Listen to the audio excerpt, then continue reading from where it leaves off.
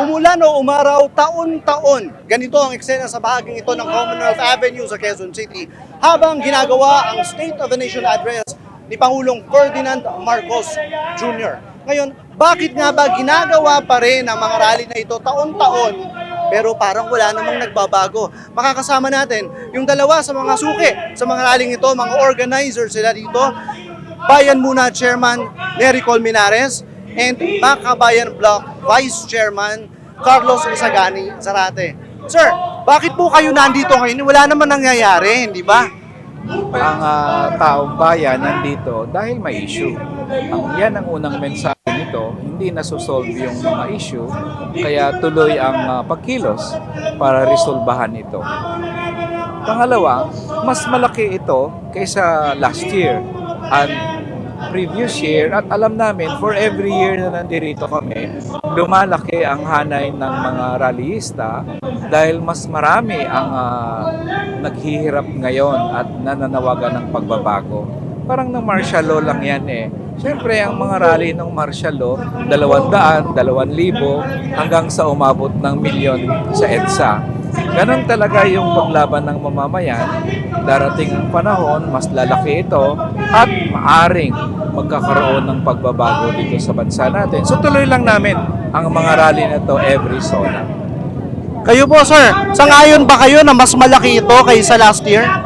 Well, palaki ng palaki, no? Siyempre, habang natatapos yung termino ng isang presidente, sa panahon ngayon ni Presidente Marcos, mas lalong nalalantad yung pagiging anti-people, mas lalong nalalantad na naging sunod-sunuran ito sa dikta ng mga dayuhan, at mas lalong nalalantad na hindi nito nasusolusyonan ang problema ng bayan, ang problema ng malawakang kahirapan. Kaya ngayon, nakita mo, nagsama-sama maraming pwersa, no? Hindi na lang isang bloke ng mga progresibo, kundi maraming bloke nagsama-sama ngayon para kundinihin, para singilin si Pangulong Marcos at panawagan rin na panagutin ang pamilyang Duterte. Dahil malaki ang papel ng Duterte, malaki ang papel ng Marcos sa nararanasan nating matinding kahirapan ngayon, matinding krisis. Kaya eto, makita natin ngayon naglabasan ng mamamayan at hindi totoong walang nangyayari sa mga zona.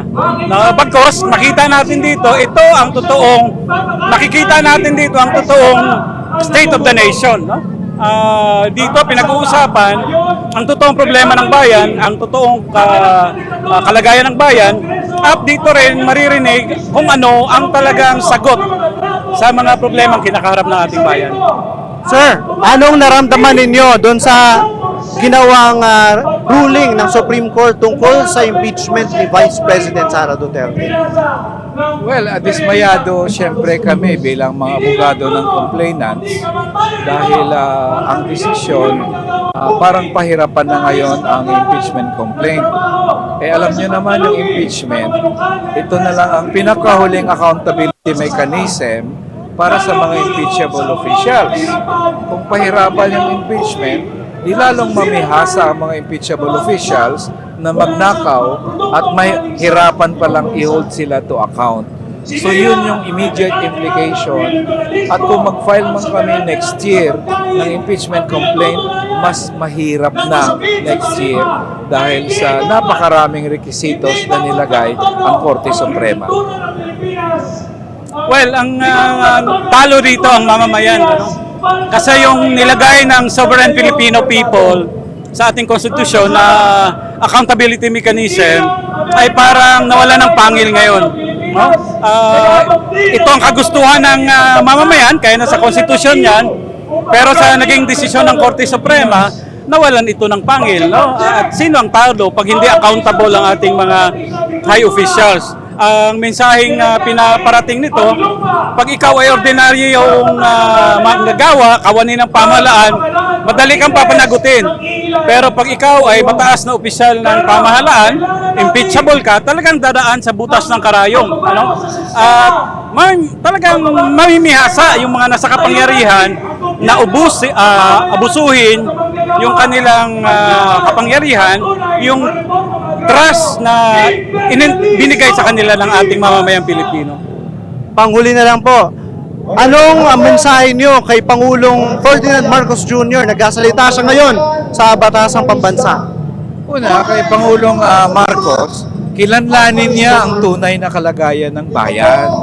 Hindi yung gagawa-gawa siya ng mga kwentong napakaganda ng buhay natin. Ang katotohanan, grabe ang kahirapan ngayon, taas ng presyo ng bilihin.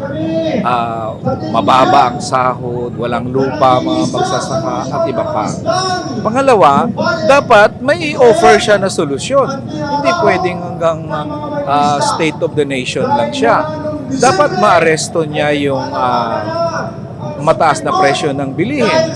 Tanggalin niya kayang VAT sa kuryente, tubig at langis. Malaking bahagi yan para maibsan yung taas ng presyo ng bilihin. Dagdagan niya kayang sahod ng mga manggagawa kasi hirap na ang mga manggagawa dito sa kalagayan nila sa ngayon.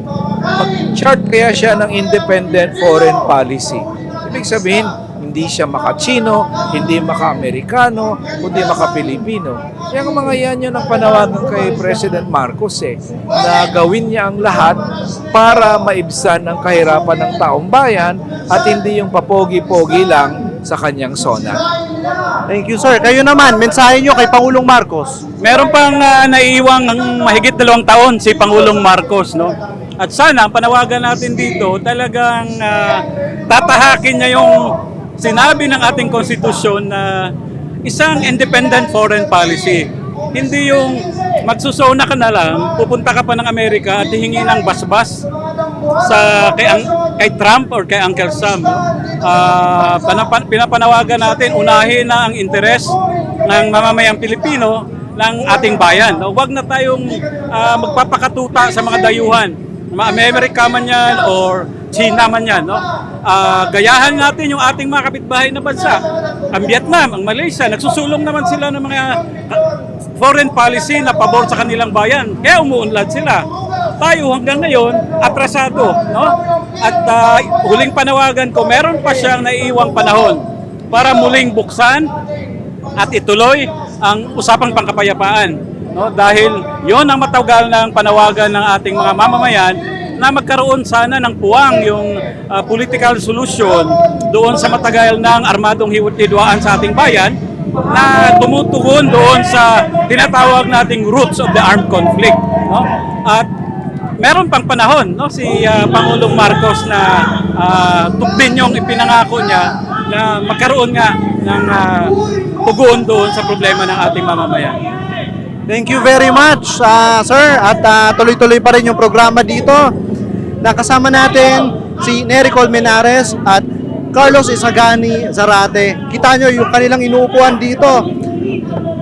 Simpleng-simple at talaga naghihintay kasama ng mga tao dito sa Commonwealth Avenue.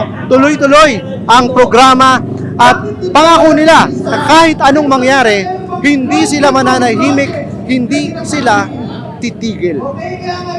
Hanggang sa muli, ako po si Paterno Esmaquel.